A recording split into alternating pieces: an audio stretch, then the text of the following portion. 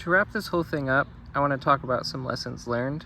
First off, TPU is not some magical indestructible material. I kind of expected it to not take this kind of damage. I didn't think that a couple good weapon hits would be enough to, cleanly cut big holes and slice right through it. This is pretty connected to another thing I got wrong, which was these weapons do a lot more cutting damage and less kind of blunt force impact. I thought everything would be a little more on the blunt force side, like I thought the weapon would be like getting punched really fast, not necessarily being cut. And TPU doesn't really hold up to being cut. The thing that's still nice about it is this part can get cut off, and for the most part everything else is fine, where a lot of other plastics would just shatter at this kind of impact. So it's on the whole resistant, but in the local area where you do actually get hit, TPU isn't going to do the best job of actually stopping a weapon there. I'm still a little unsure about this because I've seen other robots with TPU armor take direct weapon hits and not see this kind of damage. Even in like the beetle weight class when the weapons are significantly stronger. Maybe TPU gets significantly better at like a certain thickness. Like all my walls are 4 millimeters. Maybe if I had 8 millimeters, it would stop the blade. I'm not sure. It could also have to do with the exact type of TPU that I used here, or maybe the way that I printed it. The next thing I realized is that my robot is very slow. I think basically every other robot there was faster.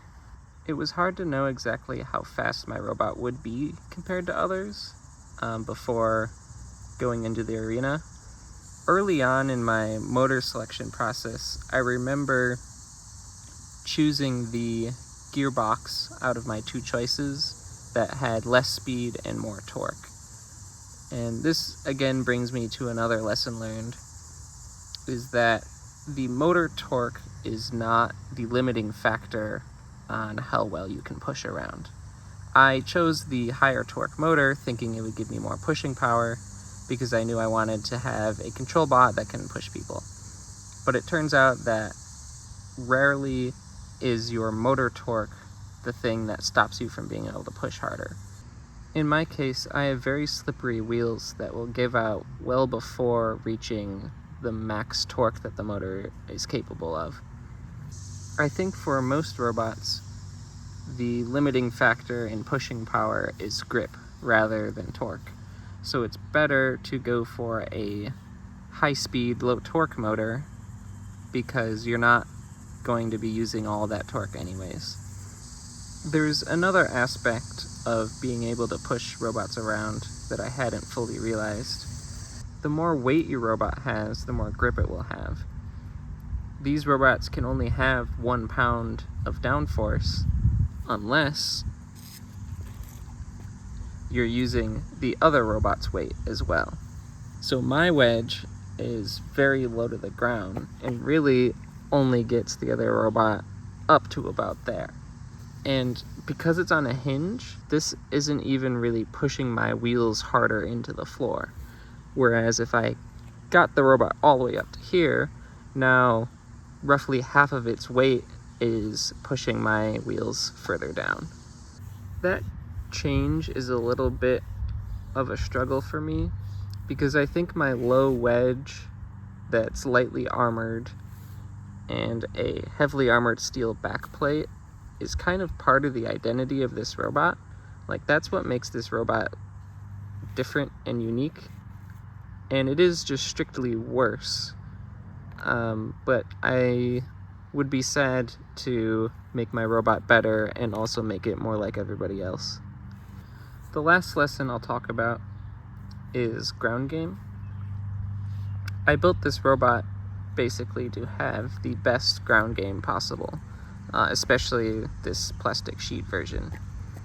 But there's actually a downside to having super low ground game, and that is as the night goes on, the floor gets all chopped up, and it makes it difficult to drive around because your wedge will actually get underneath the little chips in the floor. So really, you don't want to have the lowest ground game possible. Instead, you want the highest ground game that is still better than your opponent's. I fought a lot of horizontal spinners, which basically have no ground game. The only thing there is I would want to be low enough to kind of get up under their tires.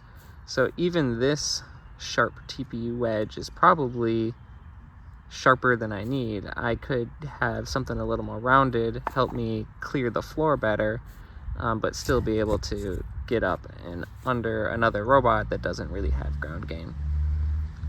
This would lead to like somewhat of a modular design where, depending on who I'm fighting against, I'll swap out the wedge that has the appropriate level of lowness. I also want to mention a little bit about these videos.